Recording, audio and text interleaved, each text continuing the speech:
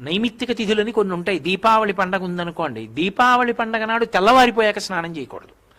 తెల్లవారక ముందు తైలాభ్యంజనం చేసుకుని, అంటే ఒళ్ళంతా నువ్వుల నూనె రాసుకుని, పెద్దవాళ్ళు వచ్చి మాడు మీద చౌరు పెడతారు, ఒంటికి అంతటికి నువ్వుల నూనె రాసుకుని, అప్పుడు సూర్యోదయం కాకముందు తలస్నానం చేసేయాలి. ఎందుకని, ఎందుకు అలా చెయ్యాలి దీపావళి నాడు అంటే శాస్త్రం చెప్పింది.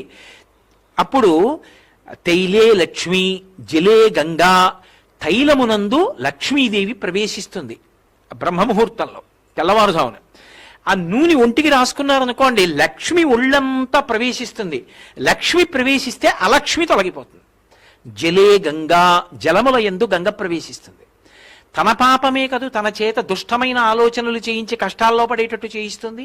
ఈ పాపం ఎందుకు తొలగిపోతుందంటే, దీపావళి పండగ నాడు తెల్లవారుజామున చేసినటువంటి సామాన్యమైన ఉదకముతో కూడిన స్నానమైన గంగ ఆవాహన అయిన కారణం చేత పాపాలు పోతాయి.